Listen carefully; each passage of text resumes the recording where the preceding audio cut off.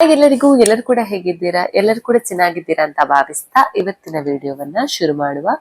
ಕೆಲವೊಮ್ಮೆ ನಮ್ಮ ಅದೃಷ್ಟ ಬದಲಾಗುವ ಮುನ್ನ, ಜೀವನದಲ್ಲಿ ಸುಖ ಹೆಚ್ಚಾಗುವ ಮುನ್ನ ಕೆಲವೊಂದು ಸೂಚನೆಗಳು ಕಾಣ ಸಿಗುತ್ತೆ.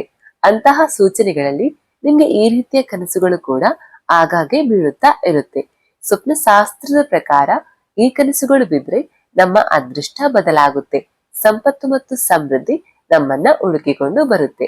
ಹಾಗಾದ್ರೆ ಬನ್ನಿ, ಅದೃಷ್ಟವನ್ನ ಸೂಚಿಸುವಂತಹ ಕೆಲವೊಂದು ಕನಸುಗಳ ಬಗ್ಗೆ ತಿಳಿಯೋಣ. ಒಂದು, ಕನಸಲ್ಲಿ ಭಗವದ್ಗೀತೆಯನ್ನ ಸನಾತನ ಧರ್ಮದ ಪ್ರಮುಖ ಗ್ರಂಥವೆಂದು ಪರಿಗಣಿಸಲಾಗುತ್ತೆ. ಇದು ನಮ್ಗೆ ಜೀವನ ಮೌಲ್ಯವನ್ನ ಕಲಿಸುವಂತಹ ಶಕ್ತಿಯನ್ನ ಹೊಂದಿದೆ.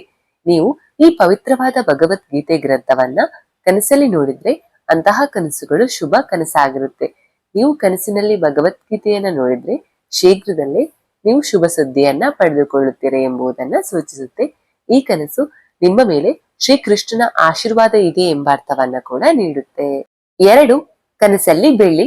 ಸ್ವಪ್ನ ಶಾಸ್ತ್ರದ ಪ್ರಕಾರ ನಾವು ನಮ್ಮ ಕನಸಲ್ಲಿ ಬೆಳ್ಳಿಯನ್ನು ನೋಡುವುದು ತುಂಬಾನೇ ಶುಭ ಕನಸು ಆಗಿರುತ್ತೆ.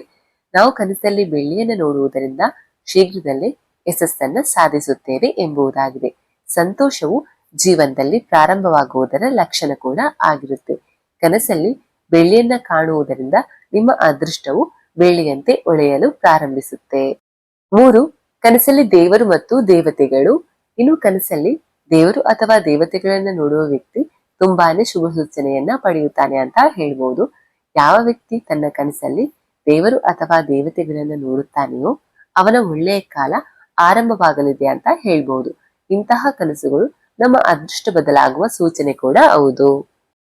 4, ಕನಸಲ್ಲಿ ಗಂಗಾ ನದಿ. ಸನಾತನ ಧರ್ಮದಲ್ಲಿ ಗಂಗಾ ನದಿಯನ್ನ ತಾಯಿಯಂತೆ ಹಾಗೂ ಪವಿತ್ರವೆಂದು ಪೂಜಿಸಲಾಗುತ್ತೆ. ಈ ನದಿಯನ್ನ ಶುದ್ಧತೆಯ ಸಂಕೇತ ಅಂತ ಕೂಡ ಪರಿಗಣಿಸಲಾಗುತ್ತೆ. ನೀವು ಕನಸಲ್ಲಿ ಗಂಗಾ ನದಿಯನ್ನ ನೋಡಿದ್ರೆ ಶೀಘ್ರದಲ್ಲೇ ನಿಮ್ಗೆ ಸಂಪತ್ತು ಸಿಗುತ್ತೆ ಮತ್ತು ನಿಮ್ಮ ಆರ್ಥಿಕ ಸ್ಥಿತಿ ಉತ್ತಮಗೊಳ್ಳುತ್ತೆ ಎಂಬುದನ್ನ ಅರ್ಥ ಮಾಡಿಕೊಳ್ಬಹುದು. ಇದು ನಿಮ್ಗೆ ಧನ ಆಗಮನದ ಸೂಚನೆ ಕೂಡ ಆಗಿರುತ್ತೆ. 5, ಕನಸಲ್ಲಿ ಹಣ್ಣುಗಳು. ಸ್ವಪ್ನ ಶಾಸ್ತ್ರದ ಪ್ರಕಾರ ನಾವು ನಮ್ಮ ಕನಸಲ್ಲಿ ಹಣ್ಣುಗಳನ್ನ ಅಥವಾ ಹಣ್ಣಿನ ಗಿಡಗಳನ್ನ ನೋಡುವುದು ತುಂಬಾನೇ ಒಳ್ಳೆಯದು ಹಾಗೂ ಇದು ಶುಭ ಕನಸಾಗಿದೆ.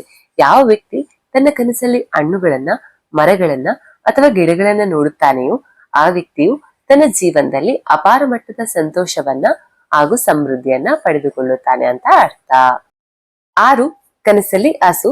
ಸನಾತನ ಧರ್ಮದಲ್ಲಿ ಹಸುವನ್ನ ತಾಯಿಯಂತೆ ಪೂಜಿಸಲಾಗುತ್ತೆ. ಈ ಕಾರಣಕ್ಕಾಗಿ ಹಸುಗಳನ್ನ ನಾವು ಗೋಮಾತೆ ಅಂತ ಕರೆಯುತ್ತೇವೆ. ಸಾಮಾನ್ಯ ಮನುಷ್ಯರು ಮಾತ್ರವಲ್ಲ, ಸಾಕ್ಷಾತ್ ಶ್ರೀಕೃಷ್ಣನನ್ನೇ ತನ್ನನ್ನು ಗೋಸೇವೆಯಲ್ಲಿ ತೊಡಗಿಸಿಕೊಂಡಿದ್ದನು. ನೀವು ಕನಸಲ್ಲಿ ಹಸುವನ್ನ ಅಂದ್ರೆ ಗೋಮಾತೆಯನ್ನು ನೋಡಿದ್ರೆ ಅದು ನಿಮ್ಮ ಜೀವನದಲ್ಲಿ ಸಂತೋಷವು ಶೀಘ್ರದಲ್ಲೇ ಬರಲಿದೆ ಮತ್ತು ಸಮೃದ್ಧಿ ಶೀಘ್ರದಲ್ಲೇ ಹೆಚ್ಚಾಗಲಿದೆ ಎಂಬುದರ ಸೂಚನೆ ಆಗಿರುತ್ತೆ.